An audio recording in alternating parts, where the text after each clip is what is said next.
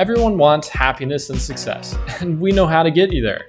Come listen to the Leadership Society of Arizona as we teach a proven logic to help you simplify life, overcome challenges, and predict the future. You're listening to the Logic and Life Coaching Podcast. Hello and welcome to another episode of the Logic and Life Coaching Podcast. I'm your co-host, Dr. Jake Gunnoe, and here with me today we have Dr. Jacob. Hello, everyone. Thanks for tuning in again. So last time the two of us met, we talked about the problem of not getting sleep. And we talked about how when a child, especially a teenager, isn't getting sleep, it usually has something to do with something a little bit deeper. There's something in their life. So for this part 2 episode, we wanted to look at, okay, now you figured out what the deeper reason is, and we're finding that now the teenager is having a really hard time getting to sleep. They have the desire to sleep, but they can't do it. They can't fall asleep at night, or they're struggling. And so this episode is all about the tips that we give parents and teenagers who want to get better sleep. So Dr. Jacob, I'll pass it on to you. Where do you begin? You're coaching a student and they want to sleep more, but they just can't fall asleep. How do you start? The first thing I do, and this is for any issue. The first thing I do is I go to YouTube and I type sleeping experts. I didn't expect you to say that. It makes so much sense. And the reason I go to YouTube and not Google is I don't want to read a lot. I want to see a short video on it.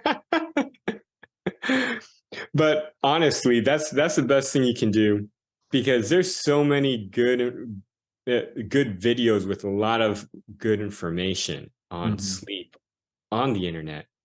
And yes, there are some people who have no clue what they're talking about, but very rarely do you find someone who has no clue what they're talking about. Most people can give you the basic pieces of information very quickly, and the things you need to know and understand when you're approaching an issue. And so that is actually the first thing I did. And some of the videos that we share with students, maybe we'll put also in the Show notes. yeah, We'll put them below. in the notes. But basically, as we talked about in the previous episode, there are a million different issues on why a student could be having issues sleeping. But there are some things that are very basic that everyone should remember. First, if your child is having issues sleeping, the last thing and the last resort should be using medication or chemicals to try to put them to sleep.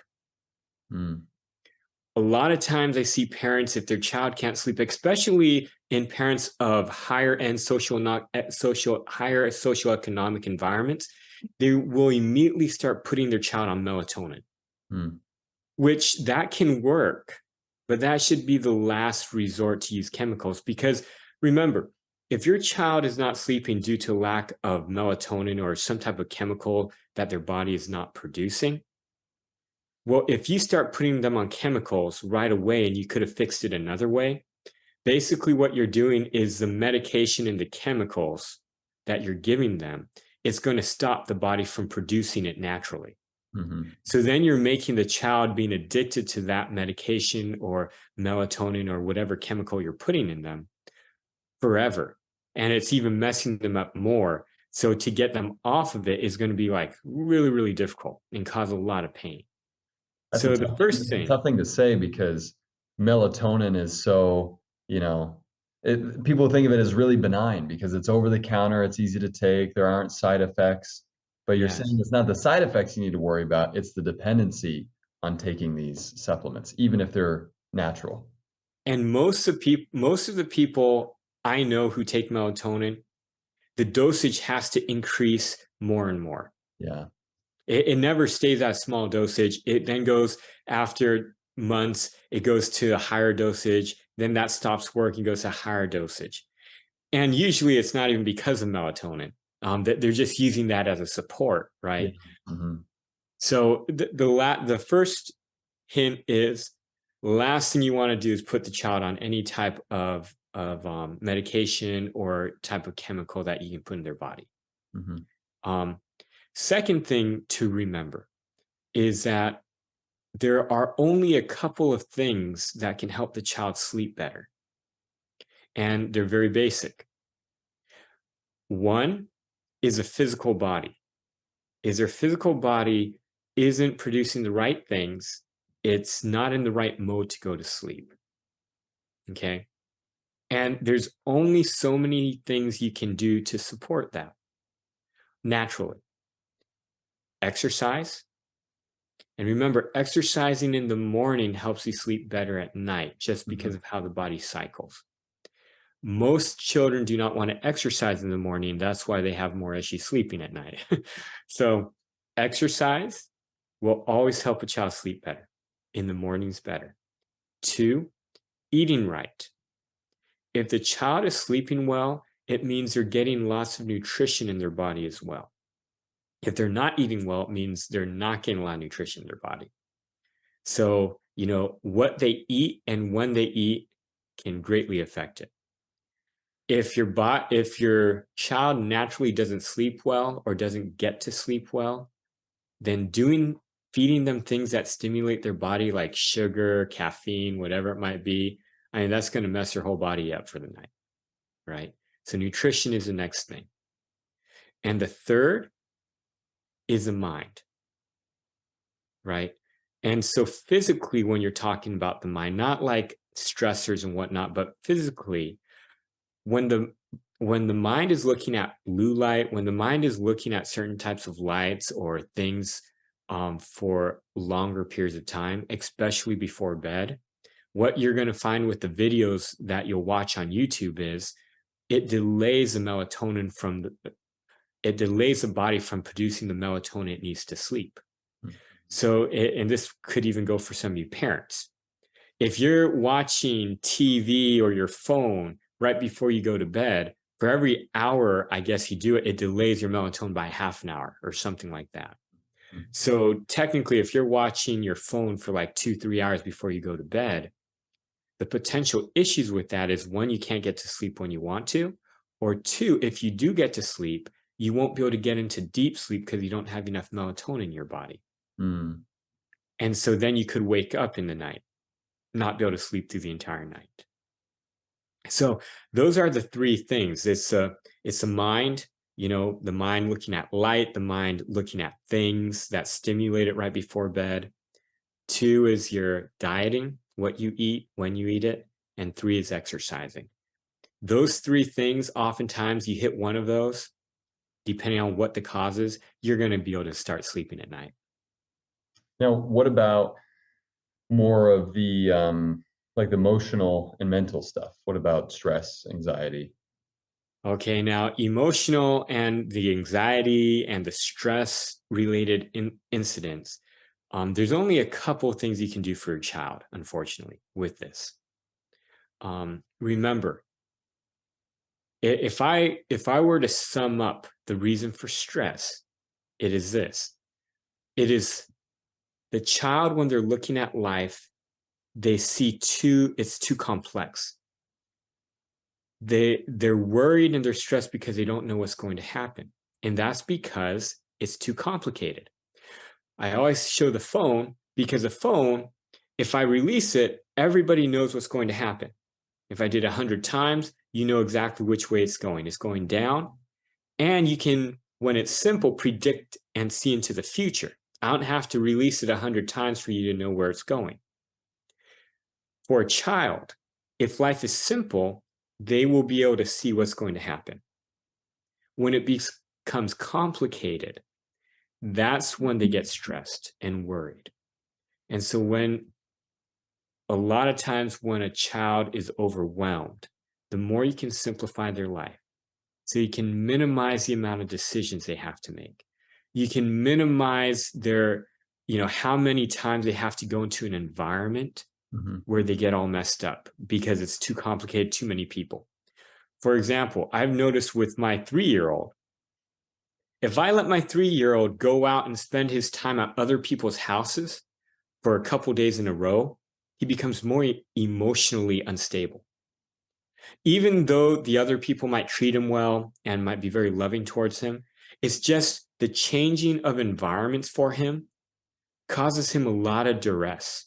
And usually he will like have a huge explosion, attitude, temper tantrum, because he doesn't want to leave somewhere or something's happens. So when you see your child not sleeping due to stress and emotional type things, the more you can simplify their life, keep them in a stable environment, simplify their decisions or minimize their decisions. And the biggest thing is to show them a lot of love, which is really difficult because if they're not sleeping, you're probably upset that they're not sleeping because then they're more cranky, you're not making the right decisions, not getting good grades. Then you want to be upset with them. And so at that time, it's critical. The more love you give them, the more it will ease the pressure. The more you can ensure them that no matter what happens, they're going to be okay. And let them rely on your foundation of life is going to be okay. Even though you're not getting good grades, even though, you're being bullied right now, or even though things are happening, you're going to be okay. You got people who love you and we're going to be here for you. The more you can keep it calm, then the easier it will be on the child to overcome the mental duress.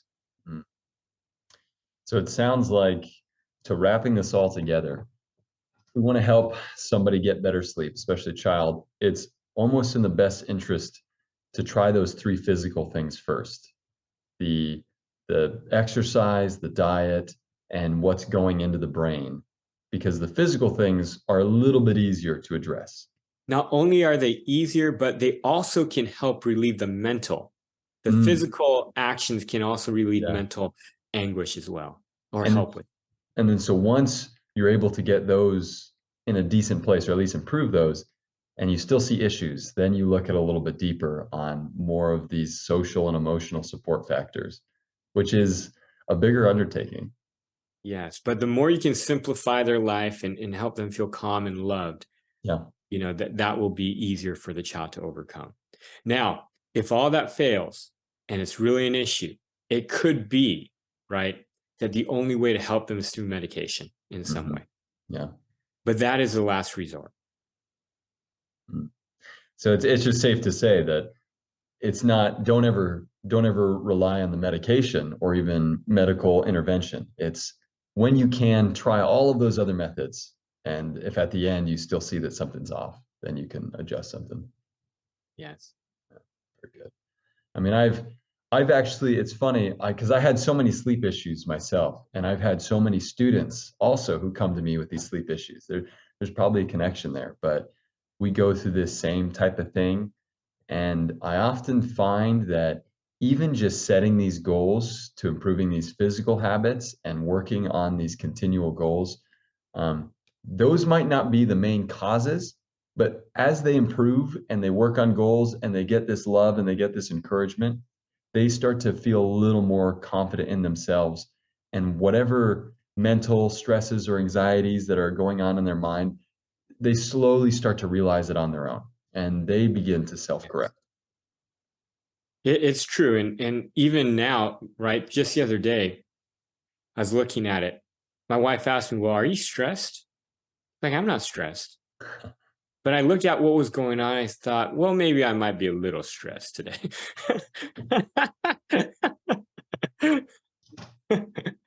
So oftentimes you don't know sometimes, especially a child, they might not even know it's causing them stress, or even if they are stressed.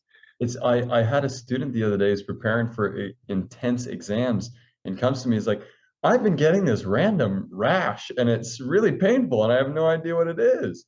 And I look up on Google, stress rash, and I show him the pictures. He's like, wow, that's it. And I'm like, yeah, you're pushing yourself too much. You're stressed. He's like, no, I'm not stressed. Look, he's like, oh, maybe I am. Well, thank you so much, Dr. Jacob. This is a fantastic episode. Parents, leaders, all of you who are listening, I hope you can get a good night's sleep. And if you have anybody who's struggling with sleep, I hope these have been some helpful tips. We'll see you next time.